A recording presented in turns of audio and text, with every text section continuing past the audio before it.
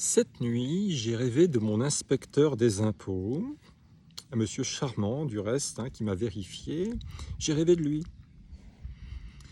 Je me suis remémoré quelque chose que j'avais évacué de ma mémoire. Quand il m'a redressé, vous le savez, il a passé plusieurs heures avec moi et à un moment donné, bien sûr, parce que le nœud de mon redressement concernait, je dirais, une interprétation des charges, écriture de mes charges, qu'ils sont contestées. Bon, je me suis déjà exprimé là-dessus, c'est pas l'objet de cette vidéo.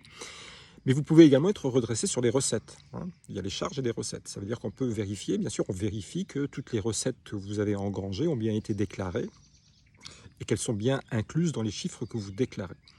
Et concernant l'aspect recette, bien sûr, ils n'ont rien trouvé d'anormal. J'ai même été félicité. En plus, je suis dans un métier où vraiment, on peut pas, il n'y a aucune rentrée d'espèces. Enfin, il n'y a aucun moyen d'échapper, je dirais, à la déclaration des recettes. C'est-à-dire de l'argent qui rentre, au chiffre d'affaires déclaré. Mais bien sûr, légitimement, en tant qu'inspecteur des impôts, il s'est investi pour essayer de voir si toutes les recettes étaient justes. Et à un moment donné, et c'était l'objet de mon rêve, il m'a dit: vous m'avez causé beaucoup de travail, j'ai dû faire beaucoup d'efforts au niveau des recettes, j'ai fait beaucoup de recherches par rapport à votre métier, parce qu'il y avait 2 nœuds à vérifier. C'était une bonne partie de mon chiffre d'affaires est assujettie à une TVA réduite à 5,5% pour des dispositifs médicaux qui bénéficient d'une TVA réduite. Donc ça, il a fallu qu'il vérifie que c'était bien légitime. Et également le tiers payant, parce que quand je délivre certaines orthèses ou certains dispositifs médicaux, ils bénéficient d'une prise en charge de la sécurité sociale et on peut, comme à la pharmacie, vous exonérer de l'avance de la partie remboursable, ce qu'on appelle le tiers payant. Donc là, il a fallu qu'il vérifie au niveau de la sécurité sociale quels étaient enfin, il a dû recouper ce que j'avais déclaré en tiers payant. Est-ce qu'effectivement ce que la sécurité sociale déclarait ou fournissait à l'administration fiscale comme chiffre d'affaires ayant transité par le tiers payant. Et donc, c'était l'objet de ce rêve. Enfin, je me suis rappelé cette chose que j'avais enfouie en moi, et pourtant, vous savez que j'ai beaucoup abordé dans mes vidéos mon contrôle fiscal, mais je n'ai jamais parlé de cet aspect-là, de l'aspect recette. Vous m'avez pris beaucoup de temps, j'ai dû faire beaucoup d'efforts, donc sous-entendu, enfin même pas sous-entendu, c'était clairement verbalisé. J'ai fait tout ce que j'ai pu pour essayer de trouver une contravention au niveau des recettes et j'ai rien trouvé. Et malgré ça, il m'a dit: mais pour le tiers payant, vous m'avez annoncé 4 000 € de tiers payant sur l'exercice 2021, parce qu'effectivement, pendant le Covid, je ne recevais pas et donc j'avais pas de tiers payant à faire, mais il y a eu quand même 4 000 € de tiers payant fait notamment sur des locations. Et il me dit: mais moi j'ai vérifié, j'ai les chiffres de la Sécu, eux ils parlent de 40 000 €. J'ai dit: écoutez, moi j'ai même pas besoin de regarder mes chiffres, j'ai mes chiffres dans ma tête, j'ai tout mon bilan dans ma tête et je sais que le tiers payant, je vous mets au défi que c'est pas plus de 4 000 € et que ce que moi je vous ai annoncé c'est 4 000 € et pas un centime de plus. Et quelques jours après, quand il est revenu, j'ai réabordé le sujet. J'ai dit: mais alors, donc vous avez pu élucider cette différence là entre 4 000 et 40 000 € entre ce que déclare la Sécu et ce que je vous dis moi? Il dit: non, on a décidé de pas investiguer davantage. Et je dis: mais non, mais attendez monsieur, je veux que vous investiguiez, je veux un quitus.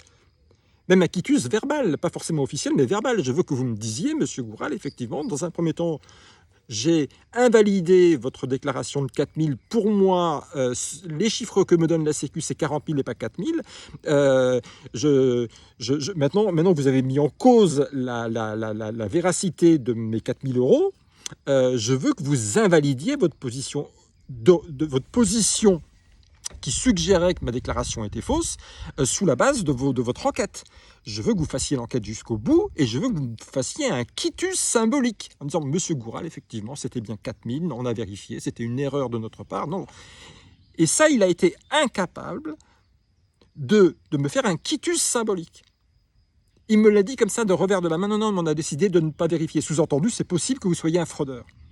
Mais comment peut-on traiter un contribuable de cette manière? Je vous ai sommé, je vous ai demandé officiellement d'aller au bout de votre investigation, de comprendre pourquoi il y avait une différence de 4 000 à 40 000 €, et vous évacuez.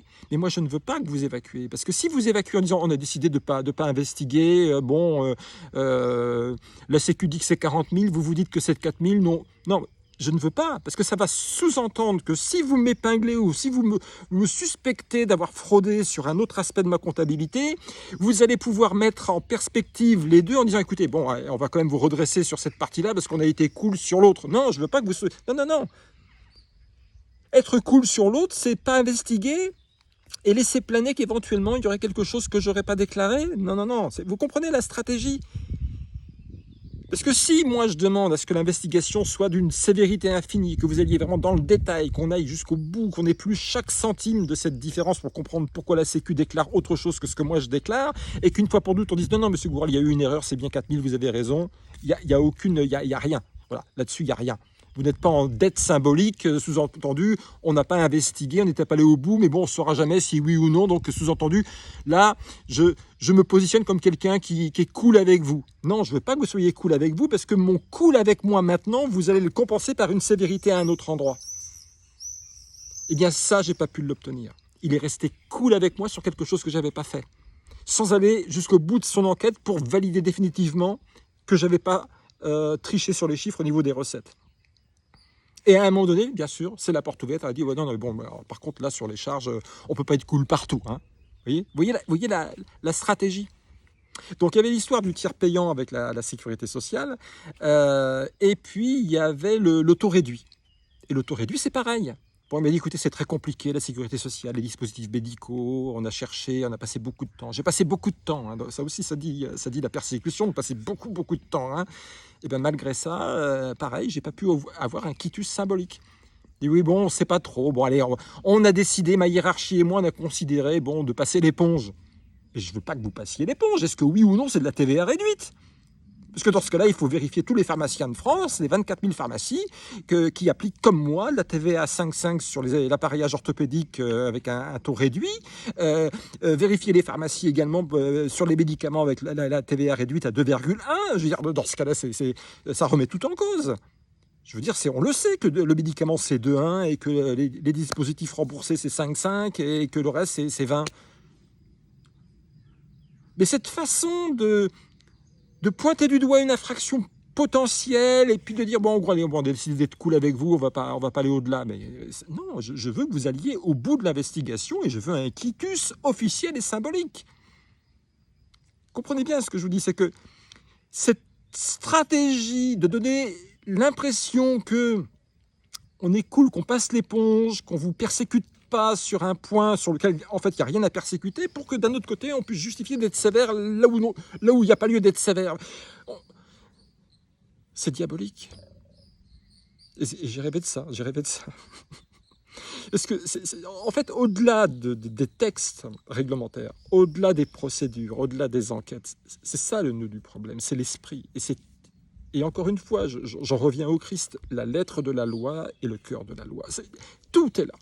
Pourquoi le Christ a tout compris sur tout? Sur tout. L'être et l'avoir.